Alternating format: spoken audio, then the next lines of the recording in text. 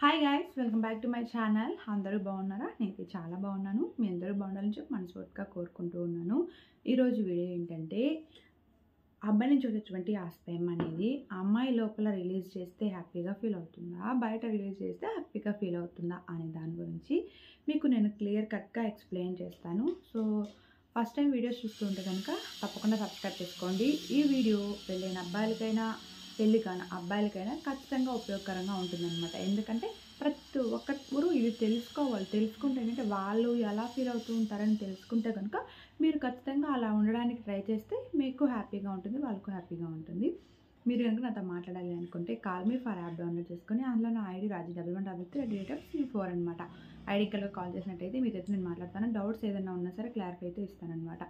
Doubts అడగడానికి మాత్రమే calls అయితే చేయండి. ఇంకేది నా నుంచి ఎక్స్పెక్ట్ చేసి అయితే మీరు కాల్స్ చేయొద్దు. నేను కాల్ చేసినా సరే నేను ఇంకా మీరు అనుకునే విధంగా నేను మాట్లాడను అనమాట.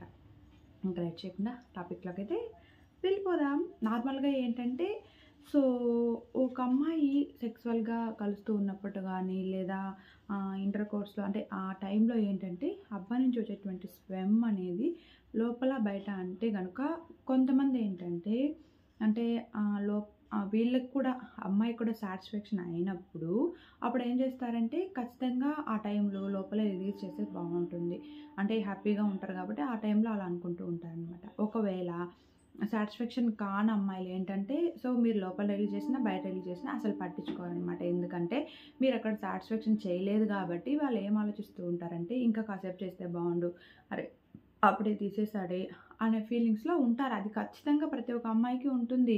ఇప్పుడు జనరల్గా ఏంటంటే కాల్ మీ ఫార్లో కొద్దిమంది అబ్బాయిలు డౌట్స్ అడుగుతూ ఉంటారు కదా. సో జనరల్గా ఆ అమ్మాయి నుంచి వచ్చేటువంటి ప్రాబ్లమ్సే ఎక్కువగా ఉంటాయన్నమాట.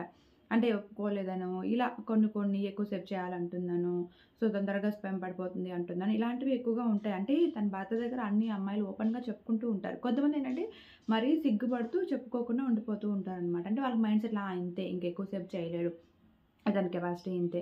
సో ఇలా అనుకునేసి వాళ్ళు ఏంటంటే ఇంక అడగరనమాట. ఇంక వాళ్ళ మనసులో ఏముంటుంది, అదొక కోరిక ఉండిపోతుందనమాట.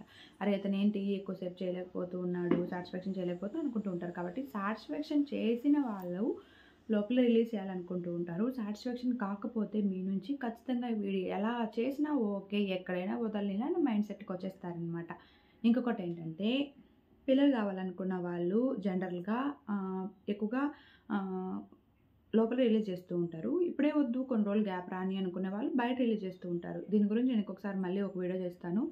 అలాంటప్పుడు ఏంటంటే లోపల రిలీజ్ చేసినా బయట రిలీజ్ చేసినా సరే ఒక్కటి మీ పురుషాంగం అమ్మాయి జీ స్పాట్కి తగిలేటట్టు చూసుకోవాలి. జీ స్పాట్ తగిలిన తర్వాత అమ్మాయికి స్పెమ్ రిలీజ్ అయిందా లేదా గమనించి, ఒకవేళ రిలీజ్ అయింటే కనుక మీరు కూడా లోపల రిలీజ్ చేయడానికి ట్రై చేయండి. అలా లేకపోతే కనుక వాళ్ళు ఇంకా ఆలోచించడం మానేస్తూ ఉంటారనమాట. సో ఏ రిలేషన్ అయినా సరే ఎక్కువ కాలం ఉండాలంటే ఈ సెక్సువల్గా చాలా హ్యాపీగా ఉండాలి. అలాగే అబ్బాయికి సాటిస్ఫాక్షన్ ఉండాలి, అమ్మాయికి సాటిస్ఫాక్షన్ ఉండాలి. లేకపోతే కనుక రిలేషన్ అనేది ఎక్కువ రోజులు ఉండదు.